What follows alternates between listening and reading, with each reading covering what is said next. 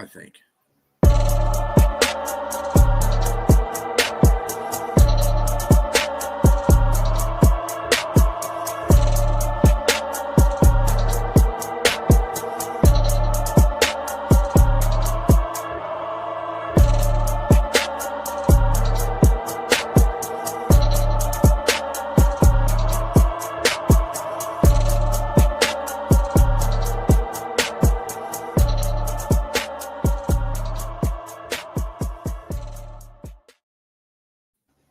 Good evening. Welcome to Around the 32. I'm your host, BA, and I have with me JWeezy. What up, though? What's going on, JWeezy? Not much, man. Thank you for having me on the podcast. It's my first time making a little cameo. Yeah. Nate is in Detroit getting ready to go see the Giants game. So Detroit, the Lions and the Giants game, that is. One of the many games that we'll be talking about today for week 12. We're going to give you the injury report as best as we possibly can and make a guesstimation about that. Also, the ratings for total offense, scoring offense, total defense, and scoring defense for the teams, each individual team. And also the over-unders and spreads, and as well as any fantasy implications that are involved for either team. So let's get it started with tonight's game. The Buffalo Bills travel to visit the Texans. The Bills right now have wide receiver. These are guys that are out. This is an actual good report because the game's going to be starting in a few. The wide receiver McCole Hardman is out. Tight end Dalton Kincaid is out. Wide receiver Curtis Samuel is out, and wide receiver Khalil Shakur is out. They got a lot of receivers out. That's not good. The Texans have Jamal Hill. He's out. Safety Jalen Petrie is out. And, of course, quarterback C.J. Stroud is out. He's got that ongoing concussion issue. Still in concussion protocol. Yeah, David Mills will be starting for the Texans tonight. The Bills are number 2 in total offense. Texans are 19th. Bills are 4th in scoring offense. The Texans are 21st. The Bills are 12th in total defense. The Texans are number 1. Bills are 14th in scoring defense, and the Texans are, again, number 1. What do we have as the over-under there, buddy? Over-under is 43.5. I actually like that. If you're a betting man, I actually like that. Why? Because last week against the Tampa Bay Buccaneers, the Bills put on a show. I mean, they were kind of going back and forth. It ended in the shootout. I think they can win games like that, especially if they're having a hard time stopping the run. That Bills offense is good. Even though they're kind of banged up right now with some of the injuries you explained, I like that. 43.5. I'm taking the over. I like it. Okay. And they're, what are they, 5.5 point favorites too? 5.5 point favorites, yep, on the road, which is weird because we know the home team usually lays, 3.5? Kind of given, and they're a 5.5 point dog. So while I think that those injuries are going to come back and the chickens will come home to roost with those injuries, I am going to take Buffalo to cover.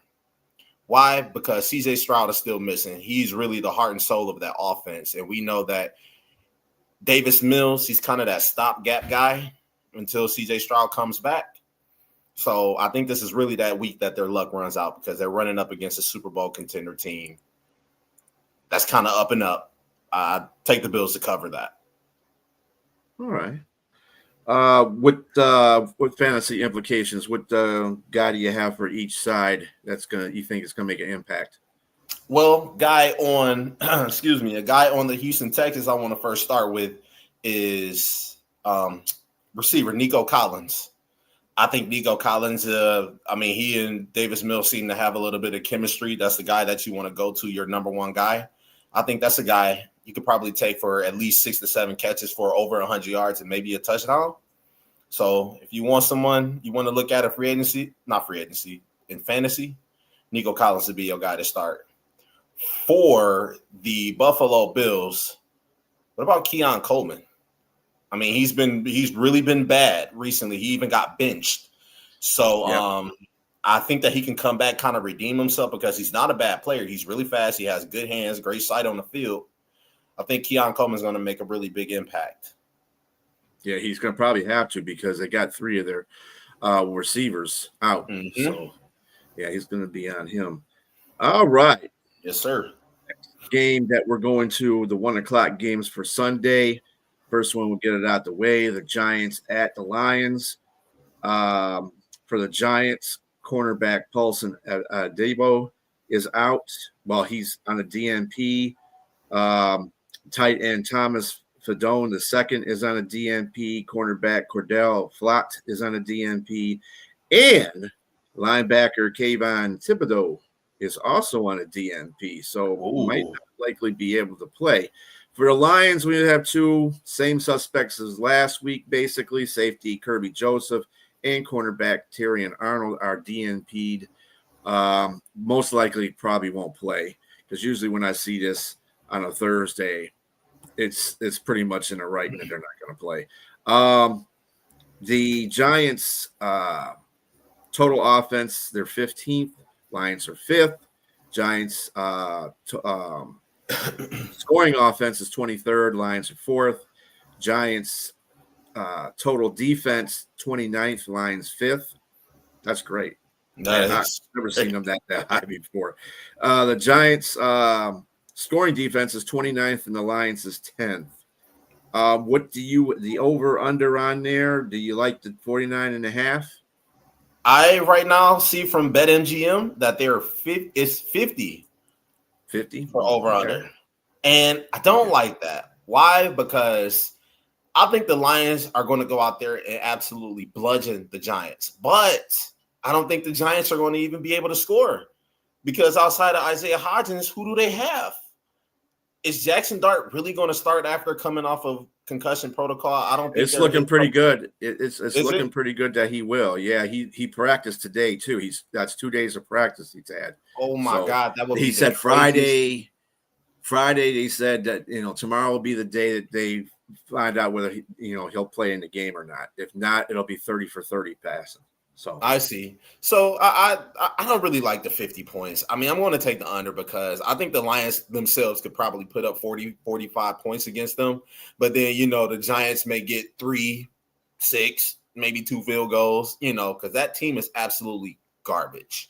So I'm taking the under, and the Lions are 10.5 point favorites at home after losing against the Eagles. When they come off of a loss, and especially they're playing a bad team like the Giants, I think they're really going to just go out there and mess them up. So I want to take the Lions to cover. Okay. I'm taking the Lions to cover. And who you got for the fantasy players for both sides? All right, so this is a cliche, but I'm going with St. Brown for the Detroit Lions. Why? Because there has been a little rumblings about Jared Goff and St. Brown being off, especially by local sports radio here in Detroit. So I think St. Brown is going to go off for at least 8, 9 catches, 100 yards, and 2 touchdowns. I like that. For Jesus Christ, for the New York Giants, probably Brian Burns. Maybe Brian Burns if you want to start him because, he's playing like one of the best pass rushers in the game behind Myles Garrett and TJ Watt, obviously. So I'm going to take Brian Burns. I think he's going to wreak a little bit havoc. So. He gets how many sacks he's got? Isn't he tied with Garrett, or is Garrett just ahead of him now?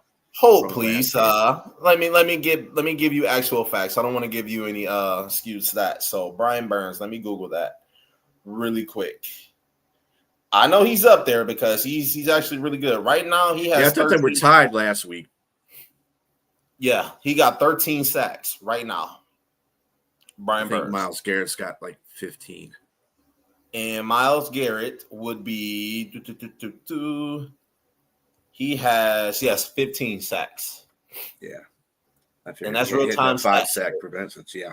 So, yes, I think Brian Burns, he's going to cause a little bit of havoc, but it's going to be like a bee sting. It hurts, but no real damage. Yeah. Okay. Next game, 1:00 game, is the Vikings at the Packers. Packers DNPs right now is defensive lineman Carl Brooks, cornerback Nate Hobbs. That guy ain't never going to get right. And a surprise on here, linebacker Quay Walker is on the DNP, and he may not play Sunday. The Vikings are 27th in total offense. The Packers are 12th. Vikings are 22nd in scoring offense. Packers are 13th. Vikings are 10th in total defense. Packers are 6th.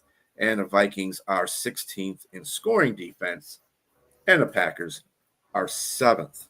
The line on that over under is 41.5, I think. Well, I'm looking at score. So if it's slightly over or under, just, that what I say, whatever. But yeah, 41.5. Yeah, 41 and a half, about the same. Yeah. You like that? I do like that. And the reason being is because I think that the Minnesota Vikings, how bad their offense is, if they can just at least play clean football, you don't have JJ McCarthy throwing it 50 times a game. I think that offense can still score. You still got Jalen Naylor, Justin Jefferson, Jordan Addison, Mason, and Aaron Jones. That is a competent offense. The quarterback just has to play well. I do think that the Green Bay Packers can score points as well. They just have to get used to not playing with Tucker Kraft for the rest of the year. But Josh Jacobs is still good. I mean, Romeo Doubs still good. So I do like that. I think each team can score Josh 20. Jacobs, that's right, too. I think Josh Jacobs isn't going to be playing either. I think he's going to be out. Ooh. Now that changes the whole landscape. Yeah. If he is out, that is going to be very hard right there, because he's like that next guy that they go to for, picking up chunk yards and being able to score. Yeah. Ooh, are you checking that now? Yeah, I'm just checking it to make sure, because I'm pretty sure I did see that was the thing that was going to view on. Josh Jacobs is questionable. Ooh. But the last time I heard, though, Josh Jacobs there's a lot of guys on here that are questionable. Wow. So we're going with tryhards. Josh Jacobs is questionable on here. How come they don't give me the full? Kraft is out, obviously. Yeah, they got Bo Melton questionable, Zach Tom questionable, Bullard questionable, Nixon questionable, Cooper questionable, and Parsons is even questionable. But at this time of the year, you're going to find a whole bunch of these as questionable. A lot of people are banged up, injured, or banged up. Yeah, yeah. I don't. Yeah, but from per what I see on their website, the three that I mentioned before are going to be probably out. Okay. Josh Jacobs is probably going to be a game time decision. They said it says right here he's working his way in, but they don't know, he might not get in. He's a game time decision. Usually game time decisions is a 50-50 process sometimes, because the running back says, I can't play, I'm not running right on this foot. I don't know what does he have anyway. He has a knee. Yeah, if he's not able to get out there and work that knee out, that might be an issue. Big time issue. All I gotta say is just look out for that. For Jacobs on when game time comes, they'll be sending you, if you have any of these sports apps on your phone, they'll probably give you a down low on the games before who's inactive. So just keep an eye on Josh. That will change the game pretty much, and how it's played. So, what do you have I mean, I see that the game. So you like the 41.5, but do you like the 6 points by Green Bay? I do not, because I think this is a trap game. I mean, 6.5 points is a lot of points to lay on the road in division. I think that's going to be a big factor. I think they're kind of telling people like, hey, bet on the Packers, but Minnesota can come up and be sneaky and actually win. If JJ McCarthy just calm his ass down and actually just go out there and play his game of football, Minnesota could be dangerous.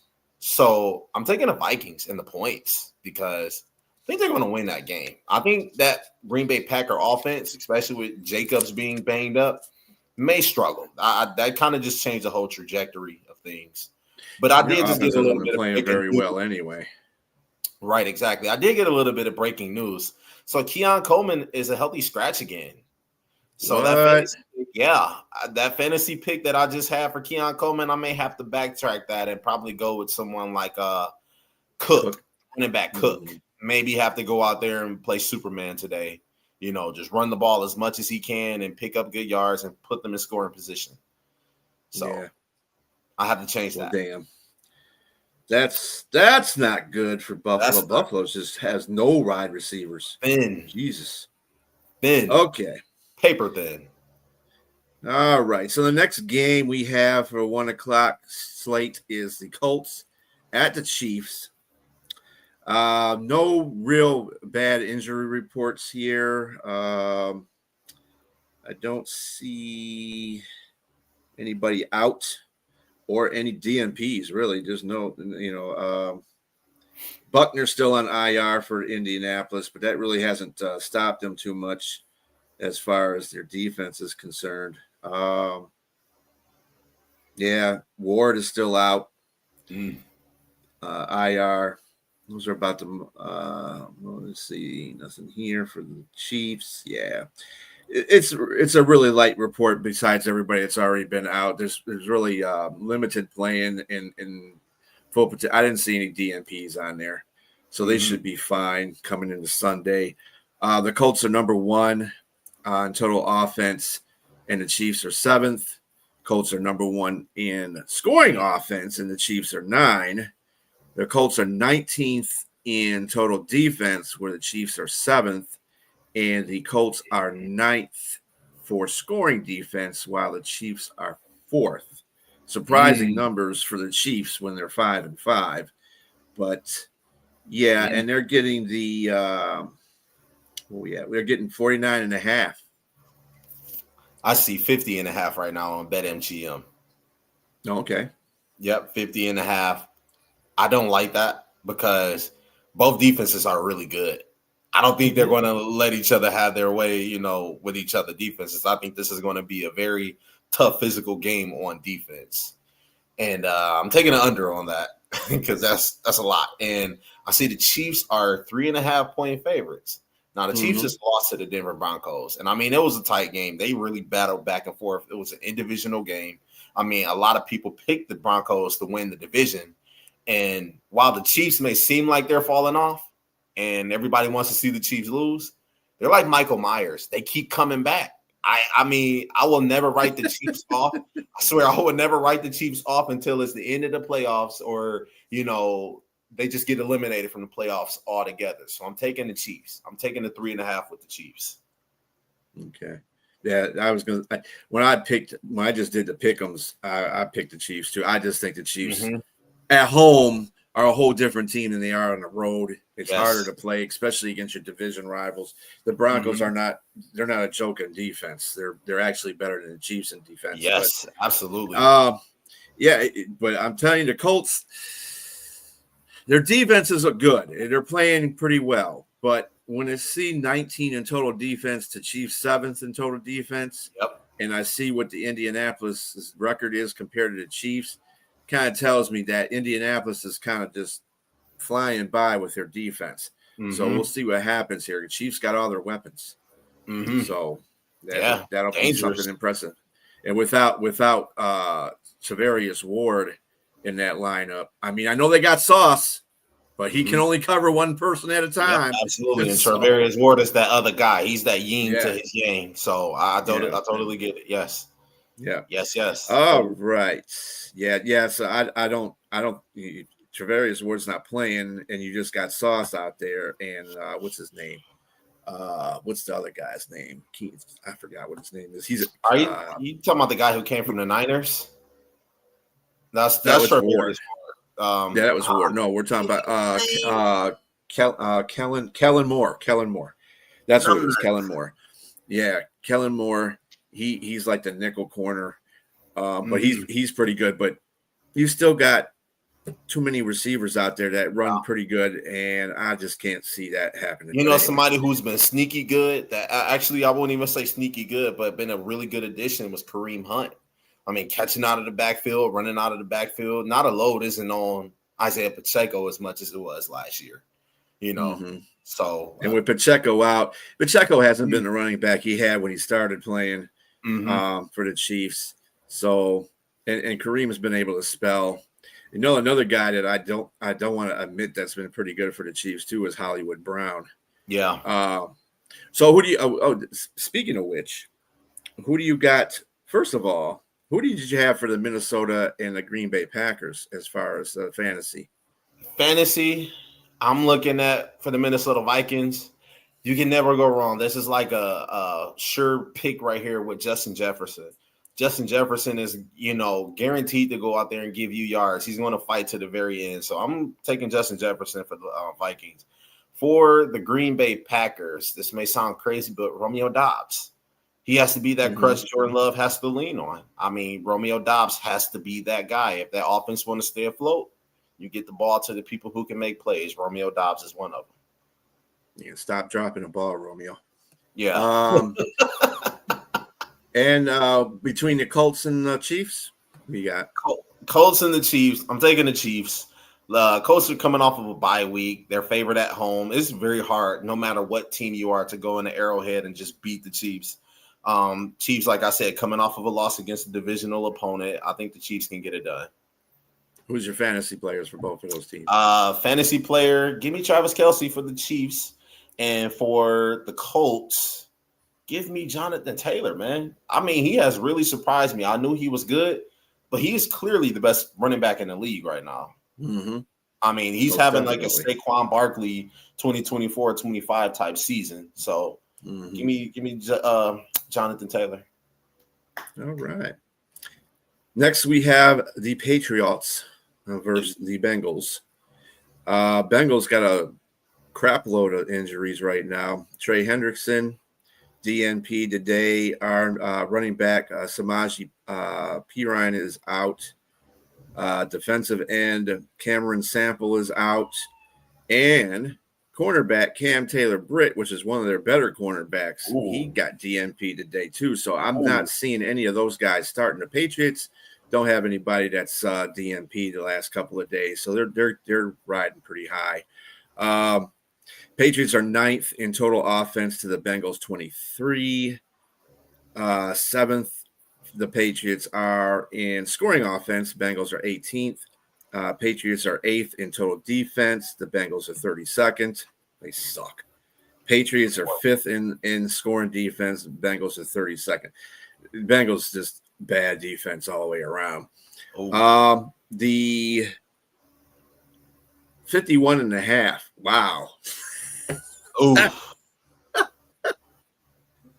What do you think about that line?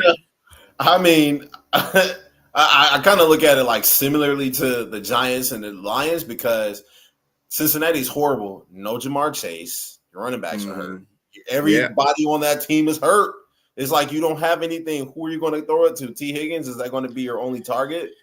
Now there's two things that may happen. Burrow has a chance to play. They gave him a chance to play because he's been practicing for the last 2 days. I think they're going to see if he can go full tomorrow. He had limited practice the last 2 days. See if he can go full tomorrow, and then see what he can do Saturday. So he'll be a game time decision. Mm-hmm. But usually with game time decisions, they'll probably just sit him, just let Flacco come in there. But they better. They don't have Chase because Chase, he likes spitting on people. So yeah, like, dude, what the hell are you doing? I don't like that at all. But I am taking the Patriots to cover that 8.5 point spread. I mean, the Bengals are really just dead. I mean, dude, and Vrabel, he's kind of similar to Dan Campbell. If he got a chance to punch up on an old senior citizen, he's going to do it. And Vrabel's going to bring that smash mouth football to you. So I like the Patriots at 8.5, man. Seriously. Give me the Patriots. Okay. What do you got as far as the fantasy players for both sides? T. Higgins on the Bengals. I think that's a given because that's really the only offensive player you can rely on. And for the Patriots, I want to say Stephon Diggs. Stephon Diggs has been balling out, and he's been quiet over there. And I think that he can give you, maybe 5-6 catches for 75 yards and a touchdown, maybe even more. We'll see. But give me Stephon Diggs. Touchdown for the new baby, huh? Yep, exactly. Every new baby, he gets a touchdown. I mean, can you believe that, dude? This dude has like 15 kids. Right. Wow. No, I don't think any woman more famous than Cardi B, though. Anyway. Crazy, dude. All right. So speaking of Cardi B, we have the Steelers. And they're playing the Bears. Oh, shoot. And the Bears, they may be without 3 linebackers and 3 pretty big name linebackers too. Tremaine Edmonds, TJ Edwards, and Noah Sewell. All 3 of them are DNP'd for the second day in a row. Might be not likely that any of those 3 will play. Although they do say that Jalen Jennings or Johnson might be coming back. He might actually get in this game. And who's the other guy that they said that would come back? He's another secondary guy. Yes, Stevenson's having a see the Bears here. Where's he at? Gordon, Kyler Gordon. He just can't, they still got him on the IR on here, but they said he may come back. Well, he'll be coming back. But at least they will get JJ pretty soon too. Yeah. And Steelers, the only problem on Steelers is defensive tackle Cameron Haywood. He's been DNP twice already too, so he's probably not going to play. So Aaron Rodgers is a full go. Aaron Rodgers is, let me see where he is here. They don't even have A-Rod on here. Let's see. Questionable. He's questionable, so he should play. Okay. He may play. If not, we got, Rudolph the Red Nose Mason. He'll start. MVP Mason, as Robbie likes to call him, one of our I like followers. That. MVP Mason, I like that. Now, the Steelers are 28th in total offense. The Bears are 4th. Ben Johnson's got that offense cranking over there. Steelers are 12th scoring offense. The Bears are 8th. Steelers are 28th in total defense. The Bears are 27th. Steelers are 16th in scoring defense, and the Bears are 26th. I don't care how you look at it. Bears got crappy defense right now. And I know they're missing some players, but, dude, they just bad. You can't – they had if it wasn't for the fact that the Bengals – they're 2 of the games that they won. The Bengals couldn't tackle a tree at the end of that game, or they would have lost that game. The Giants, if Dart didn't go down with a concussion, they would have lost that game. They couldn't stop Dart. Dart was darting all over him. So right. I don't, as looking at it from a perspective as I don't believe in the Bears until they actually beat somebody that's a pretty good team. I mean, the Steelers are okay. They're what? They're the same record too, I believe, aren't they? 5. I want to say they're 5. Yeah, their record is 6-4, so they're 1 game behind the Bears. They have their moments when they play too. They're a Jekyll and Hyde team as well. So absolutely, but they're playing in Soldier Field. They are. Well, the over under is 45.5. You like that? Yeah, I like that. I think that could happen. I think somebody who really jumped off the screen to me is Darnell Washington, that tight end. I mean, that's a big boy. That's a big boy. Did you see he got on a podcast with St. Brown? What's up, Liz? Did you see he got on the podcast with St. Brown and say he was 3'11" at least? Dude, that's like Panay Sewell. Like you said, that's Panay Sewell running around, dude. That's crazy. But I do like that. I think Pittsburgh can get it done. Aaron Rodgers, he's always seemed competitive against the Bears. Now, that's if he goes, which is we're kind of assuming that he does go. But I do like that 45.5. And the Bears are a 2.5-point favorite. Taking the Bears, I'm going to stay with my consistent pick with the pick'ems we did on our other show. So I'm going to take the Bears. I seen a stat that said the Steelers all time in Chicago are 1-12 since 1936. That's a good stat. And I don't think that's going to change. I think the only thing that's going to change is that loss column. They're going to be 1-13 on Sunday. Well, if Aaron Rodgers is playing, you know whose daddy Chicago is, right? Aaron Rodgers. You're right. You know he's going to come in there with that mentality too. He's going to like, yeah, I own this team.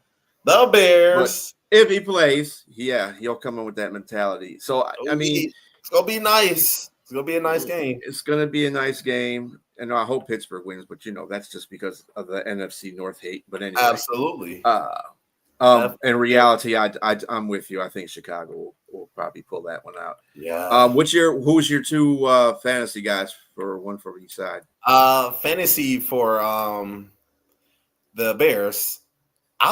As much as I mean, this dude's like that fly that won't go away. Romo Dunze.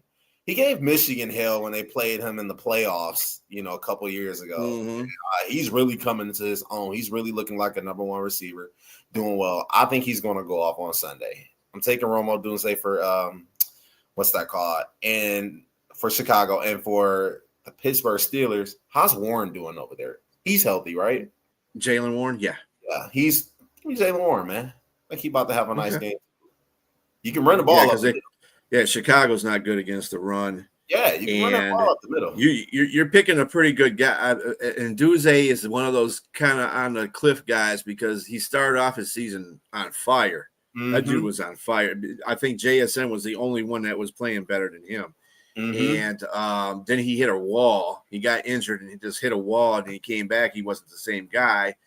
And now you're going against Slay may play, but then you got Porter out there and you have Jalen Ramsey, who likes to hit people. So and not get spit on in the process. But yeah.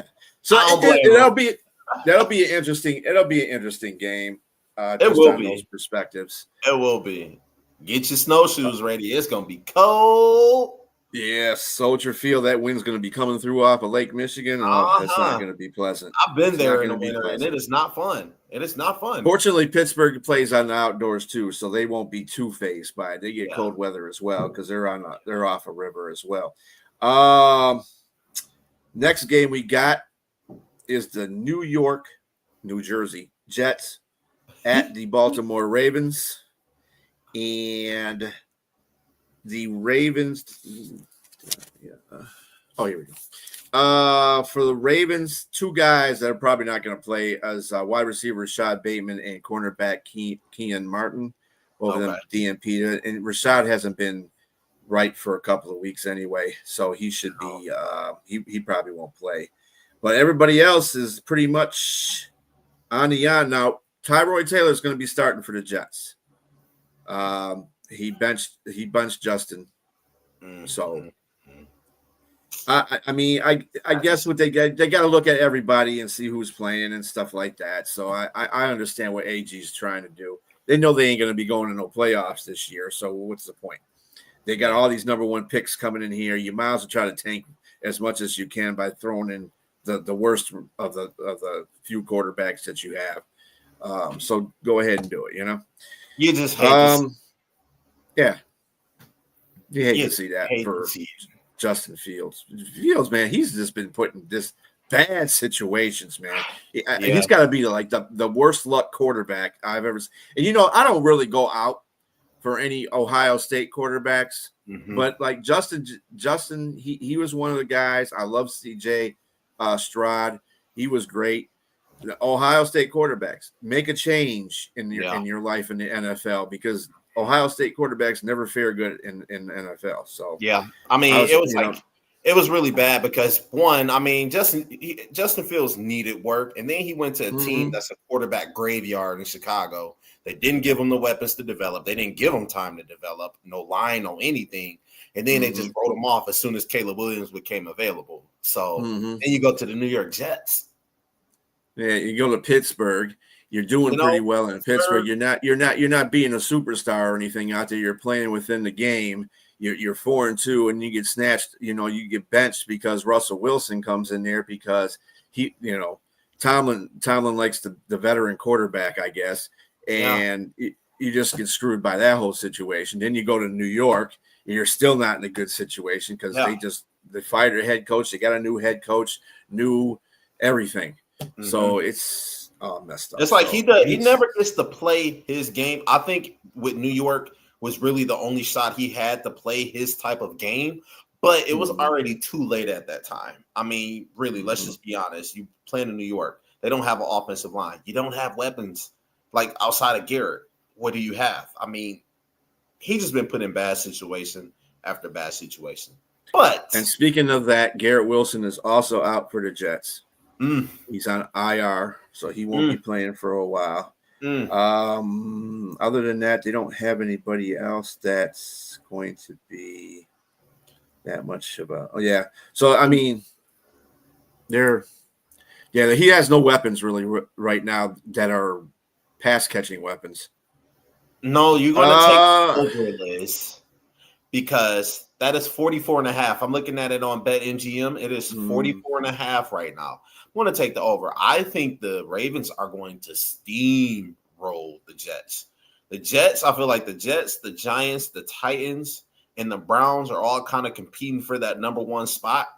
And I think the Jets are going to probably do a good job at doing it because they just had a fire sale a couple of weeks ago. No Quentin Williams, no Sauce Gardner. They're missing a couple people on offense as well. I'm going to take I'm going to take the under. I just think Baltimore is going to go in there, business trip, get the job done, get out there healthy, and they're a 13 and a half point favorite. mm, They're going to cover that spread. They're covering that okay. spread. Well, the Jets are 29th in total offense. The Ravens are 21st. The Mm-hmm. Jets are 25th in scoring offense. The Ravens are 10th. Jets are 20th in total defense. Ravens are 26th, but they've been continuing to rise Mm-hmm. every week. The Jets are 27th in scoring defense, and the Ravens are 23rd. So Mm. when you start going up in scoring defense, that tells me your defense out there, making plays and getting the job done. So yeah, I'd agree with you on that with the Ravens. They're on a mission right now. They're They hoping are. Chicago beats Pittsburgh so they can take over first place. So How because they're crazy only would a that game be that behind. they were like Yeah, almost dead last and now they're competing for the divisional spot? Just to let you yeah, know, things can change at the snap of a finger. Don't give mm-hmm. up just yet. But Yeah, 13 exactly. and a half point favorites, I'm taking that. I'm Yeah. taking that. And to give the Jets some props, they did. I mean, I know they're starting Tyrod Taylor today Mm-hmm. or on Sunday, but they are 1-1 since they made those trades. Just think Mm-hmm. about that. So Mm-hmm. they've actually won a game. So it's not like they can't win So without the Liz. two people they gave out. So Mm-hmm. all right. So another Give me 1 o'clock game. the Oh fantasy yeah, the for both. fantasy players. Yeah, what you got on that? Okay, for the Jets, let's start with the Jets. I think what's their running back name over there? Numbnuts, the one that thought he was getting traded. Brees. Yeah, Brees Hall, Brees. who thought he was getting traded, but Aaron Glenn said you thought. But Brees Eh, Hall, I think he's going to have a good. I think he can have a good maybe game. he was hoping he was getting traded. I don't know. Aaron Glenn said, "Not so fast, there, buddy." But for the Ravens, you know somebody I'm looking at, Derrick Henry. No Quentin Williams over there. That defense is kind of gutted right now. I think Derrick Henry's going to have a monster game. Look out for that. Mm-hmm. Picking a lot of Yeah, and running they don't backs. have Sauce. They don't have.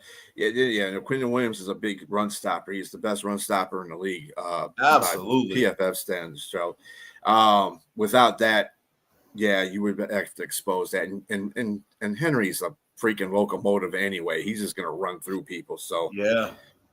that's I would definitely agree with that. Ooh. All right. Next 1:00 game is the Seahawks going Ooh. against the Titans. Ooh. Seahawks are number 6 in total offense.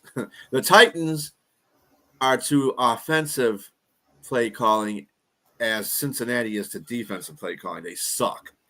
So Seahawks are 6 total defense, total offense. Titans are 32nd total offense. Oh my God. Seahawks are 3rd in scoring offense. Titans are 32nd. Oh my God, dude. It doesn't get better. It doesn't get much better than that after that either. Seahawks are 9th in total defense. Titans are 24th. Seahawks are 6th in scoring defense. Titans are 29th. Oh my So it's God. bad. The Titans wide receiver Alec Ayomanor. Yeah, Ayomanor. He's a DNP. Defensive back Kendall Brooks. He's in concussion protocol right now, so he's kind of a DNP until they can clear him. Okay. And of course, safety Xavier Woods, as he always is a DNP too. Of course. Seahawks side, linebacker Trice Knight. He's in concussion protocol, so he's got a DNP on there for right now. And that's about it for the Seahawks. I didn't see too many other injuries. I'm looking just to make sure we got everybody here. Yeah. I don't think there's anybody that's nobody on the Seahawks based on, Julian Love will be coming back pretty soon. He was on IR, so his window is going to be opening pretty soon. Okay. On the Texans, there's nobody really. Calvin Ridley went out with that lower leg injury. He's on IR, so that's another weapon that the Titans don't have on number 32nd, offense. My God. So it's not looking good. And cornerback Ladarius Sneed is on IR too, so that's not helping him out. What do you like? I mean, let me see what they got here. They got a 40.5. What do you got on your side? Yep, I got 40.5. Okay. Yep. You like that? Yeah, I like it.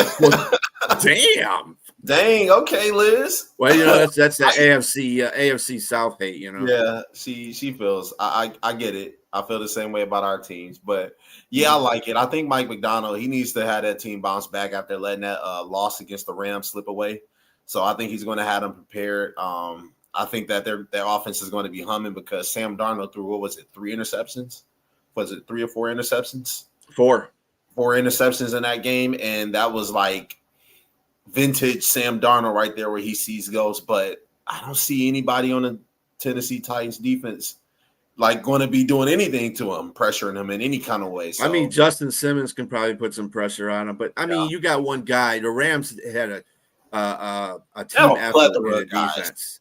Yeah, they had a team effort in stopping him. So they punished him up the middle. They took advantage of the fact that Seattle's offensive line in the middle is kind of like our offensive line in the middle, and they just came up the middle and gave him all kinds of fits. So that's the reason why he threw 4 interceptions. But Rams got good defense. The Titans do not.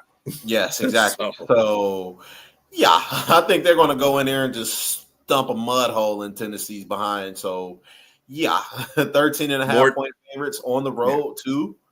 I'm taking that. I'm taking every bit of that. So I'm taking it over.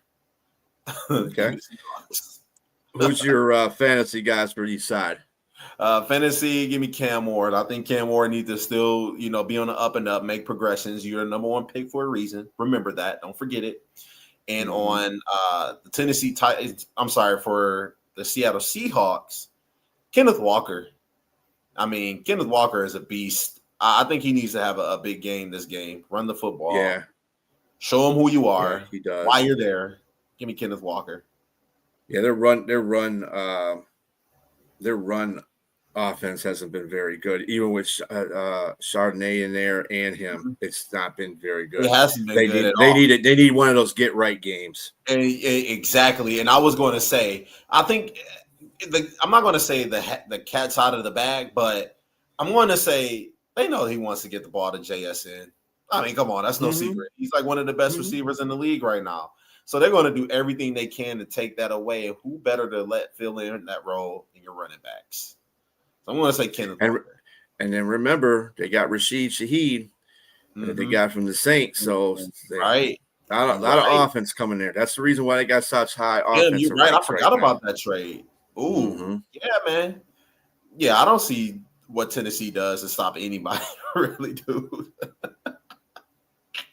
I'm still going though. And it's not a division opponent like they had last week. So, Seahawks aren't gonna. I don't think Seahawks are gonna show on the road too. Just look at what they did to the Commanders.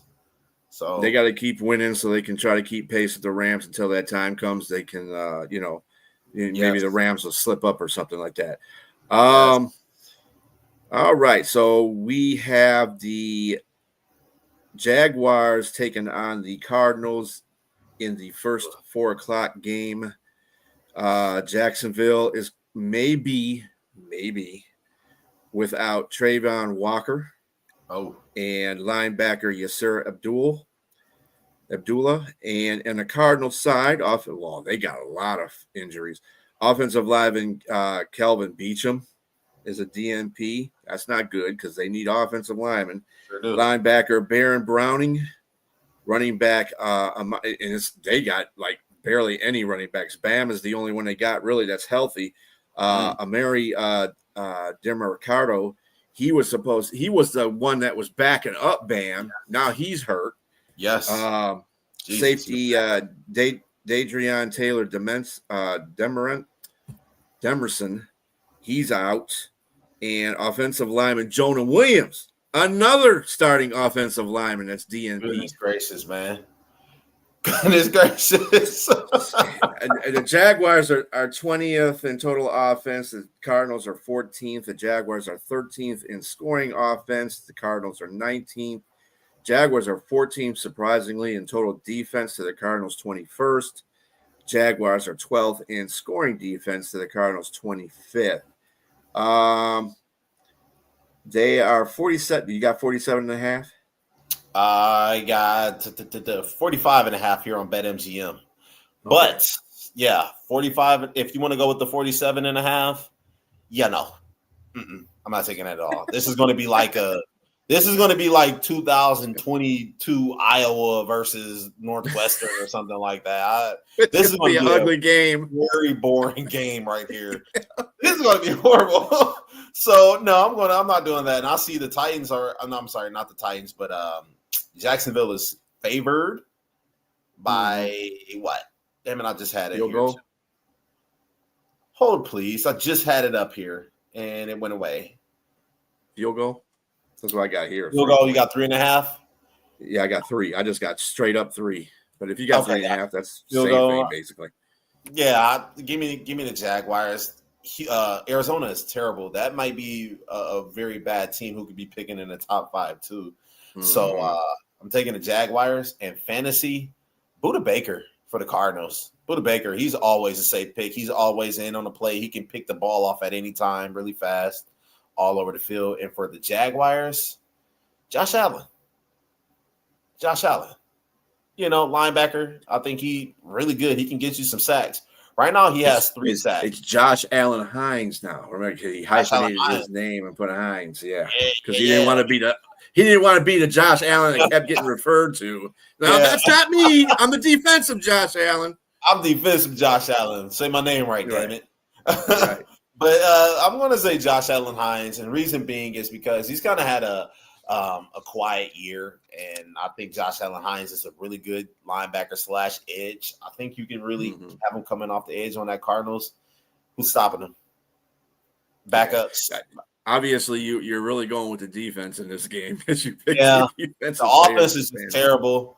The offenses are just terrible, man. So those are the 2 I'm going with. If you wanted to go, just say you want to go offense, maybe your league is not drawn out with the defense. What 2 offensive players would you go with for Jacksonville and the Cardinals? Jesus Christ.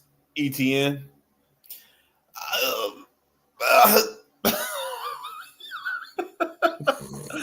Oh, shit, I this mean, is they got horrible. decent. They got decent offense. I mean, they still got Brian Thomas. They still They got got Jacoby Myers. Remember, they got Jacoby Myers from the Raiders. Oh no, man! Do you think Jacoby Myers want to be there? No, well, I think he does want to be there. He didn't want to be in the Raiders. That's for sure. That he Yeah. has to get away from them. So I don't know. Okay, you know what? Screw it. You just talked me into it. Let's go, Jacoby Myers. New team. I know this is second game with the team, right? Second, third game with the team. Third team, yeah. Let's go out here. Let's get some catches. Let's go and take advantage of a bad defense, a bad team in general. Give me Jacoby Myers for the Jacksonville Jaguars. Well, just remember your boy plays in that bad defense. I know, and it just kind of sucks that he's out there. And he's made a couple good plays, but he's been a pretty good corner. Everywhere. He ain't gonna be Will everywhere. Johnson. We're talking about Will Johnson from the University of Michigan. Michigan. There you go, University of Michigan. Yeah, he can't be everywhere though. But I'm still going with Buda Baker for the defense on Arizona. That's like my favorite player. He's like a top 10 favorite player of mine. All righty. So now, I was talking about worst games. The Browns. They're going to the aforesaid Raiders. Going to Las Vegas there. The only really significant injury, a lot of the later games, you're not going to get good reports because they're later games. But of course, quarterback Dylan Gabriel's still dealing with a concussion. He is out. Shador Sanders is starting for the Browns. So that's going to be interesting in itself. Let's see here. Do they have any other further ones that are anything? The JUCO's questionable, but man, that's just bumps and bruises. Yeah, there's nobody else out there that's gonna be. Yeah, I think the big loss for the Raiders right now is offensive lineman Powers Johnson. They lost him last week, and he's on an IR. That's not good because he's their best offensive lineman of the offensive linemen that they had there at the time that aren't hurt. So that's going to be bad for the Raiders. The Browns are 31st in total offense. The Raiders are 30th. That's a snooze fest. Browns 29th in scoring offense. Raiders 30th.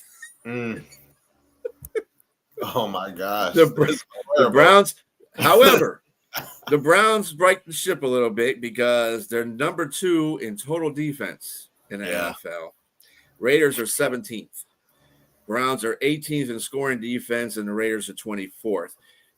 I'm telling you, as long as you got Myles Garrett on your team, you have some sort of chance. You do. Some sort of chance. You know, and this is a low one too. I mean, what is it?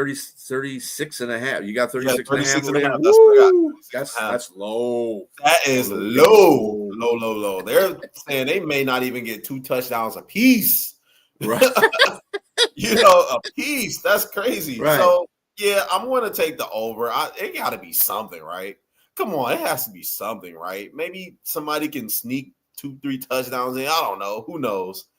And the Raiders are a 4.5 point favorite. Yeah, and that's surprising. That's very surprising right there, considering some of the injuries they have, and Myles Garrett being on the other side while your offensive line is banged up. Not a good sign. So, like I said, I'm going to stay consistent with my picks and what I did on the Pick'em segment a couple of days ago. I'm still going with the Raiders. I don't think they cover, but I think the Raiders do win that game. Yeah, maybe. Liz, if you're still watching, I think well, on the Pick'ems I picked Cleveland because I don't have no faith in the Raiders, and I don't really have much faith in Cleveland either. Shador might put some kind of spark into him. I don't know. He's played with the first team offense this whole week, so I mean maybe that's what he needs. And Myles Garrett, the dude's a beast. He's unstoppable for us right now. 15 sacks. Beast. That dude, yeah, he can change the game. in like 3 plays. He's, you remember Aaron Donald used to do that? Aaron Donald, you wouldn't really hear from him like most of the game. He'd have maybe a couple of sacks, and then all of a sudden he'd just take over the whole, like game. 3 plays of the game. No, three, not even a whole game, like 3 plays. Yes. In the game, and it'd be over. You would totally shut down that offense, and it would be over. That's Myles Garrett right there. Yes, that is Myles Garrett. And I wanted to actually switch my picks and say that Cleveland is going to win that game, but I have to stay consistent. So I'm still picking the Raiders, but I don't think they'll cover that 4.5 spread. And fantasy for these two teams on Cleveland, I'm going to shock everybody. I want to say Shedeur Sanders. I don't want to write Shedeur Sanders off because he went up against a good Ravens defense. I mean, that's still the Ravens over there, divisional opponent as well. So I'm going to say Shedeur Sanders for the Browns, and for the Las Vegas Raiders, I want to say Brock Bowers. Bowers. Well, that's always a safe bet. Yeah, that's a safe bet right there. You got to go Brock Bowers, man. Yeah, and Shedeur has a plethora of weapons he can. And you remember Judkins is still the running back there, the Ohio State product, that rookie. He's doing really good. And then you got actually, to me, he's the most underrated rookie running back that's out there because he's playing really consistently. Then you got Judy. Judy's a receiver. He's got Fanning, the tight end. He's got Njoku, the tight end. He's got weapons he can throw to and give. So he's got a little bit of weaponry going on there. So yeah, that's why that's the other reason why it doesn't make a difference if Gabriel Dillon or Shedeur was going to start. I just think they have more weapons than the Raiders do right now. That's the only reason why I picked them. I think the only thing the Raiders have over them is a little bit of experience. I mean, your quarterback in Geno Smith is more experienced than Shedeur, and he has experience with the head coach and Pete Carroll. That's something that's going to play a factor, I think, as well. That's what really the reason why I picked the Raiders to win that game and them being home. So, but yeah, we'll see. That's going to be a good game. Mm-hmm. I think it's going to be snooze, but you're going to see some plays that may give you the oohs and ahs. We hope. We'll see what Shedeur can do in a full game with the starters that he's already been playing with. So that'll be good for him. I'm really kind of interested in that aspect of the game. I'm not really I could care less about the Raiders right now. I mean, I really could care less about the Browns too, but I want to see Shedeur kind of succeed so he can shut people up a little bit. It's two players I want to see over there succeed: Shedeur Sanders, Mason Graham. I like Myles Garrett, but I'm literally jealous of Myles Garrett. Like, I'm just jealous. You know what I'm saying? So I can't root for that guy. All right. So we have a 4:00 game. What is this here? Yep. The Eagles at the Cowboys. Ooh. This is an interesting game. No real injury reports yet. Although, let me see if I can pull up anything off of here, because usually when the score is pretty good about that. And shout out to the score, by the way. When I usually pull off, let's see. Ojolari, Miles. These are people that have been off their rosters for a while. Juergens for Cam Juergens for Eagles. He's been on a questionable report for the last 2 games. So, Lane Johnson. Doubtful. He's going to play. Yeah, doubtful is out to me. Yeah, he's out. Yeah. I thought they ruled him out for a while. Yeah, I think. Well, they got him as doubtful in here, but that basically means that he's out. Yeah, he's going to be out. Yeah. On the Dallas side, really nobody different either. People that have been on IR are still on IR. They really don't have a bad injury report at all. Everybody's pretty much good. The Eagles are 25th in total offense to the Cowboys 3rd. The Cowboys been putting up some pretty big numbers. Dak is playing really well this year. And when you got CD and Pickens in your lineup, plus Ferguson, oh, dude. And Javonte Williams is not no joke either. He ain't no slouch either. Javonte Williams ain't no slouch either. Yeah. I was waiting for that name to come up. Yep. The Eagles, they're 16th they're 16th in scoring offense, where the Cowboys are 2nd. Eagles in defense, 17th in total defense. Cowboys are 30th. They still got to climb out of that hole, but they did look better last week against the Vegas, and they did exactly what Jerry Jones wanted them to do. They brought in run stoppers. Quentin Williams is the best run stopping defensive lineman in the league. And what did what's his face do? Genti do 7 carries for 9 yards. Bam! I called that. Let's see. The Eagles are 8th in scoring defense, and the Cowboys are 31st. Like I said, they're another team now that the defense is kind of stabilized, being stable. They're going to start going up in the rankings. So they are at this moment 47.5. You got 47.5? I got 47.5. Yes. How you like them odds? I like it. Remember last game? Ooh, actually, hold on. I don't like it because remember last game it was what 2024. I want to say. Let me see. Yeah, like 27, 24. It was in the 20s, some kind of. Yeah, it was 24-20 exactly. It was right here. 20. Okay. And the Eagles, while they look good first game of the year, they kind of sputtering. Their offense don't seem to really be clicking it like they used to. Now you're going up against an actual good defense with some run stoppers. They can stop the run, yeah. Saquon Barkley ain't going to be able to run left or right or up the middle. That off defensive line is going to be on his ass.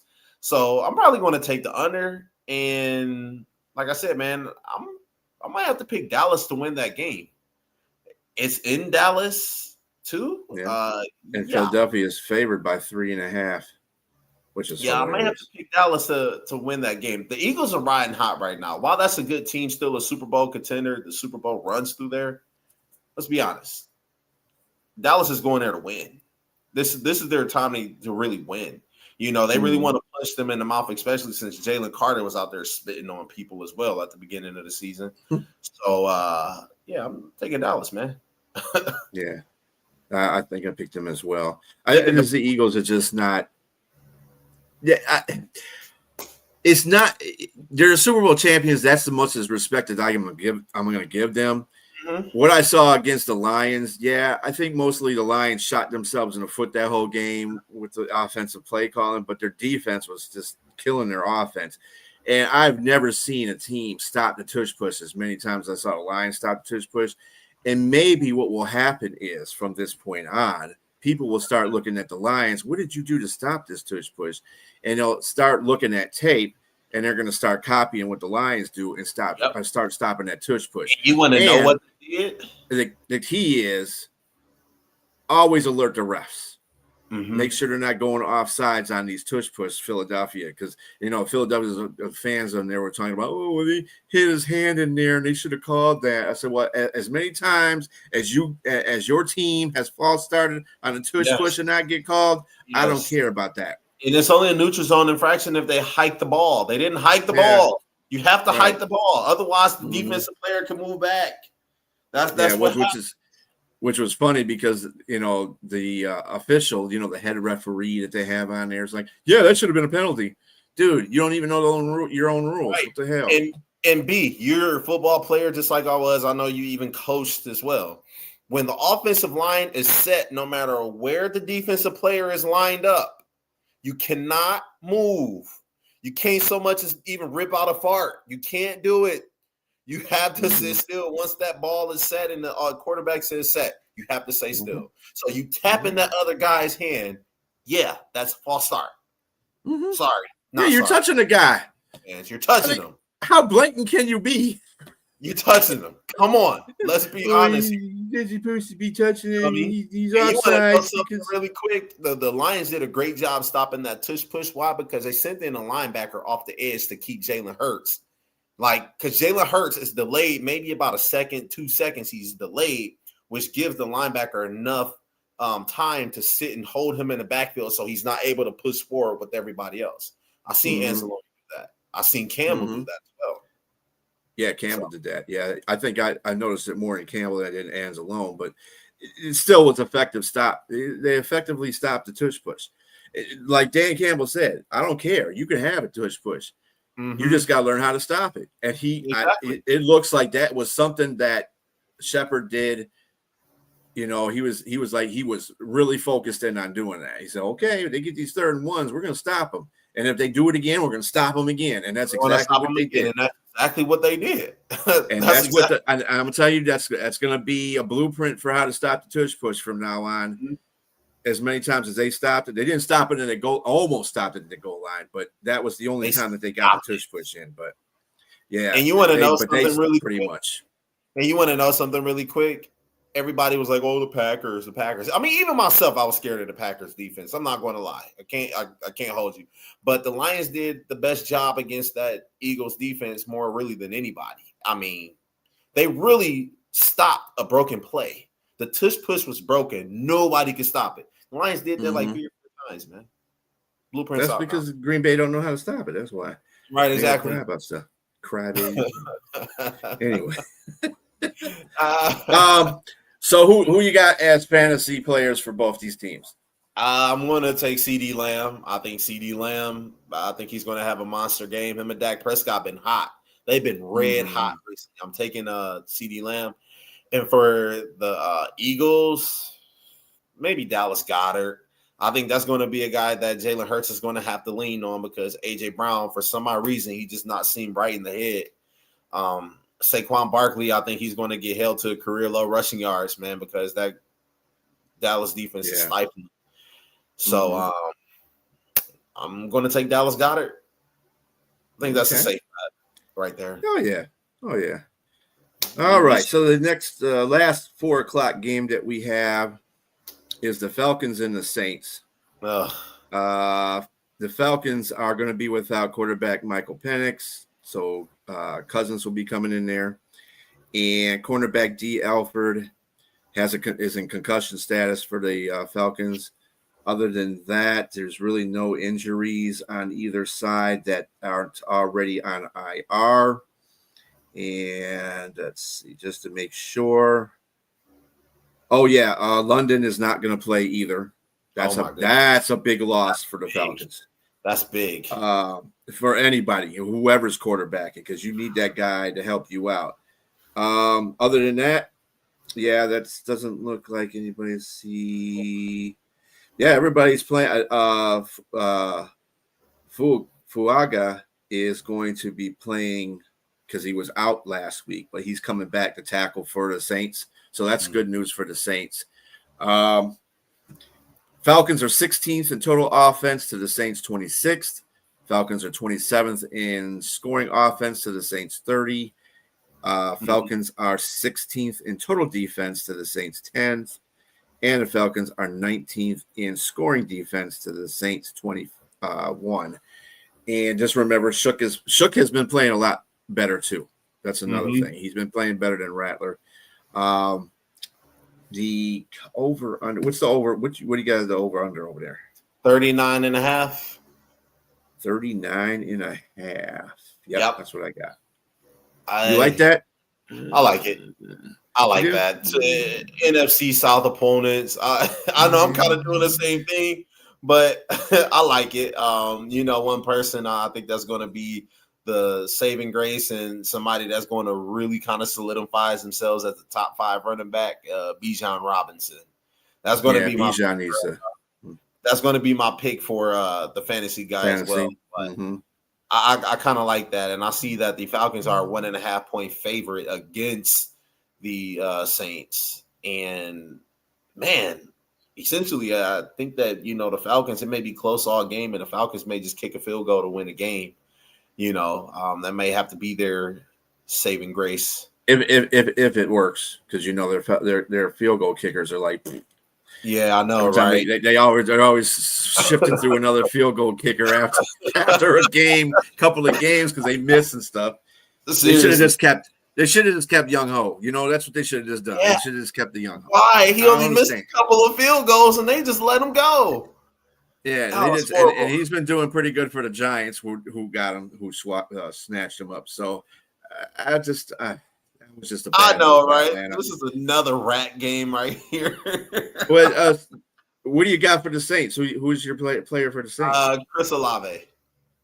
I'm gonna go Chris Olave. Chris Olave. Oh yeah, Chris Olave's I good. gotta go Chris Olave. I think he's What's really up, that. Dennis? What's up, Philadelphia fan, right man? there. Speaking of Thank which, you for watching. I'm gonna yeah, go Chris. Throw a yeah, dart. Chris Olave would be good. Yep. No, that's a good pick. I like Chris Olave. Um, I feel that if Atlanta loses this game, Raheem Morris is losing his job I right think so after. too. I think so So, too. I think so so too. I don't. I mean, can you think of another team with the like weapons that Atlanta has that's underachieved so much? nope, they You would know, be it. seriously. I mean, Drake London, Kyle Pitts, Bijan Robinson, Kirk Cousins, and Michael Penix. Dude, what is A going decent on? offensive line. Darnell Mooney.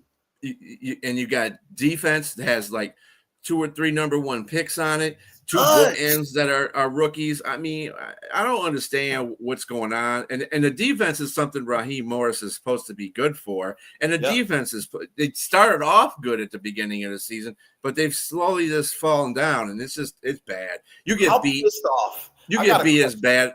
bad by Carolina, and you got beat by Carolina twice, by the way. It's the Twice. first time in a long time that they've gotten swept Twice. by I mean, Carolina. they kicked your ass the first game, and then the second game, they literally just out-muscled you. It's like, yeah, what are we doing because here? they had Atlanta had a 14-point lead, and they just came back on them. So Yeah, that's exactly true. I have a question. How pissed off do you think the owner and the fans are that they invested all of that into the defense and you drafted Michael Penix when you just signed Kirk Cousins to a big contract and it hasn't worked out? In fact, it was counterproductive for the franchise because it was a lot of, I'm not going to say turmoil, but it was talks. Let's just say it was talks about Kirk Cousins feeling a little bit salty that they drafted him and then benched him after he had that injury.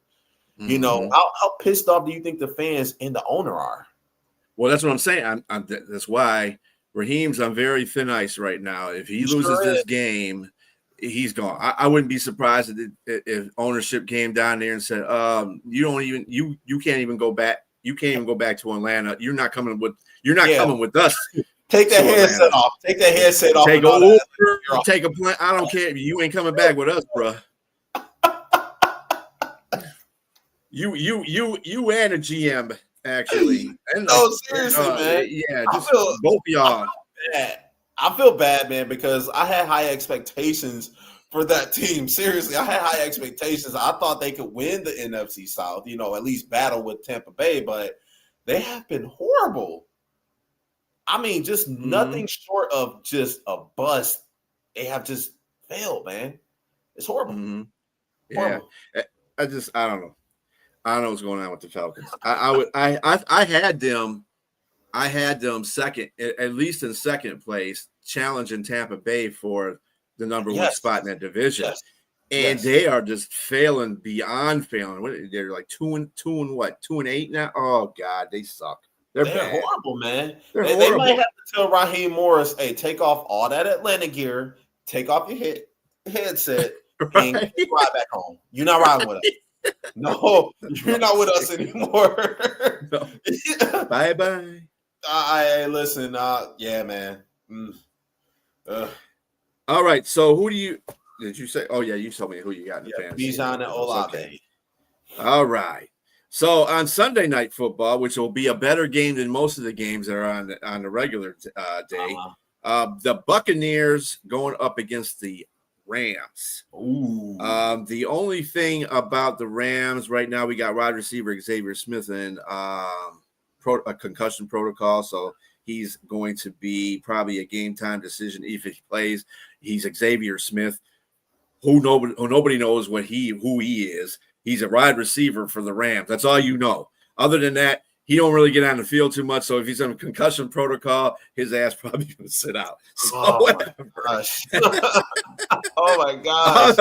Other than that, yeah, there's no bad injuries here for either side. I do think that Irving may play for he's questionable. He hasn't been Bucky Irvin. Hassan Reddick is also going to be playing. Jamal Dean's also going to be playing. The only thing I don't see Goodwin on here. Let me see if they got him on here.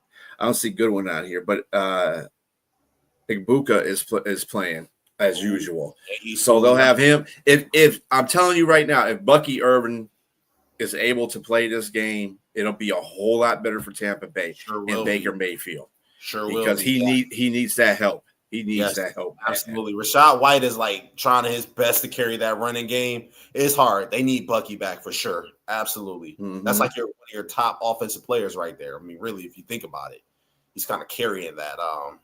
Yep. And I see the Rams are 6.5 point favorite. Over under is 49.5. I like that. These are two offenses that can get right after it. Their defenses are good as well, but their offense, I believe both offenses are kind of better out dueling their defense, their counterparts. Now, what's going to play a big factor is how well will Bucky Irvin be if he does play? How effective will he be? You know, because he's been having a nagging injury that's kind of keeping him sidelined for the last couple of weeks. And if he isn't 100%, I wonder how will that affect his running ability to be able to cut, to be able to make those quick cuts and jukes. Going to be a big factor. I do like the 49.5, though. I love that. I'm going to take the over. As far as the Rams being a 6.5 point favorite, this is in Tampa Bay, correct? If I'm not mistaken. No, it's at LA. It's LA in there laying 6.5 at home. Ooh. Well, let me put this in some perspective. The Buccaneers are 17th in total offense to the Rams, 8th. They're also 10th in scoring offense to the Rams, 6th. Buccaneers are 22nd in total defense. The Rams are 13th. Buccaneers are 21st in scoring defense, and the Rams are 2nd. So Rams are pretty much top 10 in every category except for total defense, but their defense has been getting after it. Something I would think that they would be cautious in putting Bucky Irvin in this game because that defense will get after it, and they will try to kill that guy. So, I mean, first game back, you got to play the Rams. That's going to be messed up. And the Buccaneers, they're a 500 team against the spread over the course of the season. They're a 500 team. They're going on a roll, and they're a 6.5 point dog. God dang it, man. I think this is going to be a game that Tampa Bay actually upsets the Rams. The Rams been riding high, and they kind of been up and down as well. Matthew Stafford's playing at an MVP level, but one game that I just can't get over is watching San Francisco walking into SoFi Stadium, taking it over and beating the Rams when they were clearly the better team at that time. Taking the Buccaneers. I'm going to stay consistent with the picks. That was earlier in the season, though. It's kind of like the same thing Seattle did to the Rams, too. And the Rams just took that back, just like the Rams took that back from San Francisco again, too. I just don't – Matthew Stafford is starting to play like, dude, if you don't put me in the Hall of Fame after this season, fuck all y'all. Yeah. You know what I'm saying?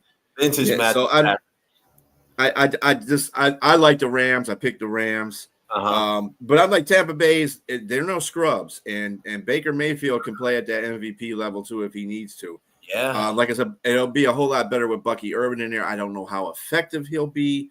If he's effective, then that's trouble for the Rams. If I'm not mistaken, this is his first game back in LA since was that 22? Ooh. I think that was 22. 23, wasn't it? It was 22, 23. You talking about Baker Mayfield? Yes. He came in there? Yeah, I think it was 23. Yeah, that was the year. Was it? Yeah. Okay, because that was the year the Lions was like 9-7 or something like that, they, it was when they were 14-3. Okay, that's when Stafford went down. I think it was like the last couple of games of the season, and he went down. So they brought in Baker Mayfield, and Baker Mayfield tore it up. But this would be his first. Pissed. I was pissed, man. I was sitting there heated, bro, fumes coming out of my ears. So that's gonna be a good game, man. I think Baker will stick it to them, man. Seriously, I gotta stay with the Bucs, man. I'm excited about that game. That might actually be the best game. That'd probably be the best game out there. Yeah, for sure, right there. I would say that. I don't really see too many other games that are going to be on that level. I think the Colts and KC will probably be a good game as well. Maybe Monday night's game. will be a good game between the Panthers and the 49ers. Again, no injury report because it's on Monday. Yeah. But you can guarantee that this is like the third time I think that CMC has played the Panthers since he left there, and he's torn the Panthers up both the times he's played them. Mm-hmm. So I don't see anything changing from that point of view. Did Brock Purdy starting, and also I want to say Purcell will be on the field as well as Kittle. Kittle, okay. I was just going to say, is Kittle playing? Yeah, Kittle's going to be playing. Let's see anybody else on here. It's going to be Ayuk is still on a PUP. Linebacker Bethane is going to be out. Other than that, everybody else should be playing well. Pinero is questionable. They did sign Gay, Matt Gay, to the squad just in case Pinero can't play. And so he could be the guy that's the kicker instead of Pinero. Other than that, that's about the limitations of people hurt. Not too many people. A lot of injuries that are on IR for San Francisco, obviously. Carolina is not so much. They really don't have anybody of note that, their rookie running back of last year, Brooks, he's on a PUP. I don't know what's going on with that guy. I don't think he's ever going to become anything if he doesn't get himself on the field. What a letdown, man. Seriously. Yeah. But, hey, I think Carolina did a very good job of picking up the two running backs that they have, Chuba Hubbard and Ricky Dowdle. And those two are just fabulous right now. They're kind of on the bottom, going into a slope of going downhill, because I think a lot of teams are just saying, you know what? Let Bryce beat us. Yeah. Which probably was not the right idea that Atlanta had, because they pretty much did well with the stopping of the running, but Bryce was killing them in the air. So, but this is not Atlanta. This is the 49ers. And they always have sound defense with Salah leading that unit. The Packers. God. The Panthers are 22nd against our 22nd with the total offense. 49ers are 10th. Panthers are 28th in scoring offense. The 49ers are 15th. Panthers are 15th in total defense. The 49ers are 25th. And the Panthers are 12th in scoring defense. The 49ers are 14th. So it's kind of a balance you got going on right here. And I got a question for you. Isn't it crazy that Fred Warner's been out and Nick Bosa's been out, a couple of their defensive players, and they're still winning games? Isn't that crazy, man? Like, I think that is damn impressive right there. Yeah, they're not winning at the clips that they are. They're playing better competition. They're playing better competition now. But yeah, they've been escaping some of that. I didn't like the fact that they lost to Jacksonville. Didn't like that, because you shouldn't have lost to Jacksonville. But whatever. That tells me a lot about San Francisco right there. They're another team that you want to believe in because they're San Francisco, but then you kind of like, they're not even they're the third best team in that, and I thought they would probably be like third or last in that division. But I didn't think Seattle was going to be as good as they were, and they're in second. Yeah, I knew the Rams were going to be one fine. thing that I do respect about them is Kyle Shanahan really is like what Kevin O'Connell wants to be, the quarterback whisperer, because no matter who he got over there, whether it's Garoppolo, whether it be Purdy, whether it be Mac Jones, he can really win with any quarterback at any level. And I respect the hell out of them for that. Now, as far as actually being a Super Bowl contender, they make it probably. Maybe. But they catch a boner every single time and they fall off. You can't win. Can't do anything. It's like, you got to be better. But I'm still taking the Niners to win that game. I'm still not a big believer in the Panthers. I still think they got a lot of work to do. Sorry, Sonia, you my homie. But, I'm taking the 49ers with that. Yeah. Yeah, I'm with you on that one as well. I haven't seen enough in Carolina to think that they're going to win. They're really good at home, but on the road, that Packers game was an anomaly. They didn't play really good against the Packers, but I think that was a combination of Carolina, using all their effort to win that game, and Green Bay just not having good offense. Yeah, period. It seemed like they're struggling to find an identity, and they want to be really good on the offense, but they're just not. You're a defensive team. Really, let's just be honest. You're a defensive team, and I think they try to go out of their way to be cute. And it's like, dude, play to your strengths. But we'll take it. I'm a Lion fan. I don't want the Packers. So yeah. FTP. Yeah. So who's your fantasy players in both of these? I was going to go Christian McCaffrey because he was talking me into it, but I have to go George Kittle. And reason being is that this is going to be the first game George Kittle and Brock Purdy play together in a while. So it's like, I want to see what they can do. I think that Brock Purdy gets him involved early on. So I'm going to take George Kittle on the 49ers. On the Panthers, I'm going to say Xavier Legette. He's really becoming that. I'm not going to say superstar, but he's like becoming that personality everybody likes to love, and he can make good plays. I think he can make a couple good plays. And I was going to say Chuba Hubbard, but I don't know. I'm just going to say. I'm surprised you didn't say T-Mac. No. T-Mac is on. No, T-Mac's not burning it up though. He has been, but I think he's going to lose a little bit of steam. We'll see though. I mean, I could be wrong. I could definitely be wrong. You could be right too. Yeah. So I mean, 50% chance. 50, yeah, 50. I'm going to go with a get country ass. Yeah, Sonia is our resident. If everybody out there is listening, Sonia is our resident Carolina Panther fan. Believe me, she's a Carolina Panther fan because she'll let you know that. But she was the one in the beginning of the season talking about Xavier needs to get himself together and be more receiver-like, be the first-round pick that they picked him to be.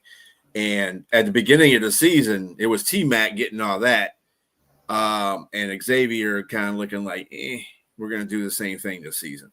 But then he started picking up in the last 3 or 4 games. So we'll see. Bryce has been finding him with his Smurf self. They've been finding him. So, again, I think the thing I don't believe in, and I'm with J Train when I say this, he's the Saint fan, but I just don't think that I got to see much better in Bryce Young. Bryce Young started off the season crappy. I think that's why the run game was so prolific, because the run game had to be, because he wasn't doing anything. Yeah. And he has games like he had against Atlanta, and then other games it's like, dude, what are you doing? Why were you picked so high? He can look really good at times, and then he can look really bad at times. And horrendous at times. Who are you? I want to know, who are you? Because you got the talents. Seemed like you got the arm strength, but it just seemed like sometimes your decision making isn't the best. It's like in big moments you kind of freeze up. I know you don't want to be known for that. That's not what you want, the outlook to be. That's kind of hard to come back from. But Bryce Young is very talented. I don't want to shit on a young man. I think he's a good player, but you have to find an identity. Yeah, he is. He's a really good player. Yeah. I guess you're right. He has to find identity. He's got to find the right. When he was with, when Cohen was there, he did very good, very good. So I'm not Cohen. Who's the guy that's he was the Tampa Bay coach. Offensive coordinator. The coach for the Panthers. But anyway, he got sat down for a little while to say, dude, you I don't know what's going on with you, but we're gonna sit you down for a minute and see what happens.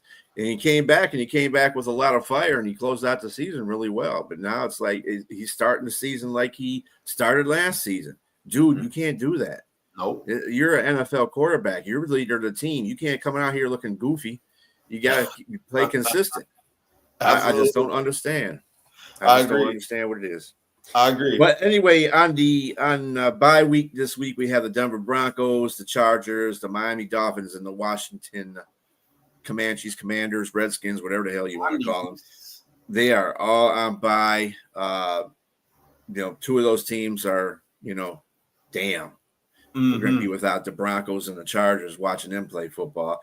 And then there's Miami and Washington. It's like, we don't care. Now, I have a question for you. Yeah. Who do you think gets fired first? Mike McDaniel or Raheem Mostert? Raheem Mostert. You think so? Gotcha. Yep. I think Raheem gets fired first. Gotcha. Yes. I think so too, because GM down there in Miami kind of say, hey, you know what? No matter what happens, we want to stay committed to Mike McDaniel throughout the end of the year. And I think with that being said, I really think that they still believe in him. They just are having a roster issue, with Tua Tagovailoa not panning out to be exactly what they were. I think that kind of threw their plans off. And, you traded for Tyreek Hill. Now he's hurt. Jalen Waddle can't stay healthy on the field. It's a lot of stuff going on down there in Miami, but I do think their owner and GM still believes in that coach. What do you think? I think I believe. Well, one of the pressers that I saw the GM make, he said, we believe in McDaniels as long as the team doesn't give up on him. Mm-hmm. And when the team gives up on him, then he's going to get fired. Basically, that's what he's saying. And they have been playing pretty close games. Yep. So, I mean, they played a pretty good game overseas against Washington. I thought that was going to be one of the points right there. If they didn't win that game, and you really can't say too much about that either because it was overseas. Miami was the home team, I believe. Yeah, Miami was the home team. Washington is not playing that good. And they really, if you think about it, if they played at Miami should, if they played in actual Miami, yep, they should have beat the brakes off Washington because Washington is like where Miami was 3 weeks ago. They should have. Yes. They should have. But they were overseas, new stuff going on in Madrid. And so but they won. They found a way to win, and that's what they did. So, and then they beat Buffalo the week before. Those two things right there are going to keep you a coach. Keep you as coach. As long as the team is playing for you, like the GM said, he's going to stay. And they got 3 to 4 winnable games coming up. You got the Saints, you got the Jets, the Steelers. Like I say, I mean, I picked the Bears to beat the Steelers, and we think the Steelers are still like kind of a good team, but that's still a winnable game for them. The Bengals, come on, I'm not really scared if I were them, but I mean, we'll see. They can possibly finish the season with 7 to 8 wins. I don't think you fire McDaniel after you can't do that. If he gets close to 5, he can't be 500 because it's an odd number. I don't know what games you play, but the closer you get to that number, 8 or 9, he should be fine. He should be real fine. And then they're going to probably just clean house at the end of the season. I don't know what they're going to do with Tua, but I think it sounds like Tyreek Hill is out the door. He's got a whole bunch of issues besides football issues. He's got, domestic abuse. That stuff's got to go. Off the field stuff going on. Jalen Waddle, he's trying to play well, but he gets hurt a lot too. He definitely is a solid number 2, but that's all he's going to be in his career to me. And then they got. I mean, they're filling in the tight end position with. They should have never got rid of what's his face to the Pittsburgh Steelers. They should have kept him. Ramsey, huh? Ramsey, not Ramsey. No. The tight end. Oh, that they. I know who you're talking about. Yeah, I know who you're talking about. So, okay, I know you. I just can't. I'm drawing a blank right now. But I know they should never get rid of him. But and then they got Micah Fitzpatrick, poor guy. He goes from people hating him in Pittsburgh because he ain't the same guy he was 3 years ago to going to Miami, which is like that's hell. I mean, they got working pieces over there, but they're going to have to do a lot of retooling next year for Miami to be good. Miami just is in this era where like they're looking for Dan Marino and Mark Clayton and the Miami Dolphins that were flying high in the 80s, and they're not going to find that. They need to find a different type of identity because this is a new year, new age of football. So they got to start. They did it right with I think they did it right with the coach. Although the coach sometimes, and Mike is, sometimes looks like he's been on a bender. I wonder Even on a sometimes bender, even he'll have like elevator music playing in his headset because sometimes it's like Jeopardy. Sometimes like the music, he's just like, dude, what are you doing? Why are you putting Tua back on the field after he's stumbling and he just don't know where he at? He looked like a kid with a blindfold on.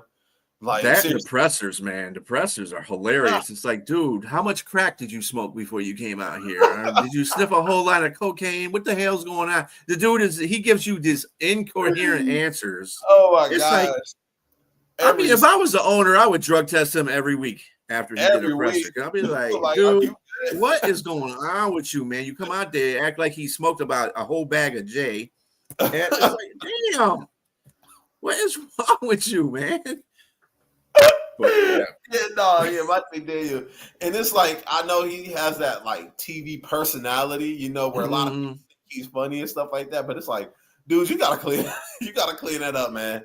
Here I are mean, these you're professional. You're in a professional area. You're a coach of a professional football team in the yes. NFL, and you come out there. I mean, there's coaches that have like Dan Campbell, Mike Vrabel, Yeah. Mike Tomlin, those kind of guys that come out there with the charismatic. You really you can at least follow what they say. Mike Yes. McDaniel, sometimes you'd be like, "What are you Yeah. talking about, How did he start dude?" talking about Hershey's Kisses? Right? What about? Somebody said it's a good day. He said, yeah, it's a good day. It's a good day to die or something like that. I'm like, dude, How do we really? That get is on just this topic, bad. man? Yeah, no, I you're was right. like, He is. He's an odd human being. I will say yeah, that. he's very Like, odd. It's not the word I he's would like want to use, but he is, yeah. Jim Harbaugh. I know you know Jim Harbaugh, Yeah. coach of the Chargers. But at least Jim is. I mean, he's funny, but at least he's got a purpose to his humor. It's Yeah, like everything is dark with Mike McDaniel. It's like he's like in this dark place trying to yeah, make jokes. It's like, dude, don't do it. yeah. Just Nah. don't. If I was the owner, I'd be like, look, listen. Here are some note cards. Just read off of it. Say Right. how grateful you are to And then, be here. and then Let's talk about the after actual that, football game. Where and can then we after that, improve? take this cup and go to the men's room and Yeah, fill it up for me. And be in the cup. but Yeah. But Yes, sir, on man. that note, it's been real. Thank you, JWeezy, for coming in Yes, sir, and man. I appreciate you for having me taking on. over for Nate the Great, who's here in the Detroit, Yes, sir. getting ready for the Giants game. And everybody, I hope you got something out of this. Again, remember, this is for entertainment purposes only. Yes. Do not be so serious. Why so serious? Yes. And enjoy the football games for week 12, everybody. I mean, it's not going to be the greatest of them. There's going to be a couple really good ones, maybe 3 good ones on there, but enjoy it anyway. It's football, professional football. Yes. So Yes, everybody sir. have a very good night. To the Texans and the Bills fans, we're getting ready to watch your game. Yes, sir. Y'all have a good one. Peace. Peace.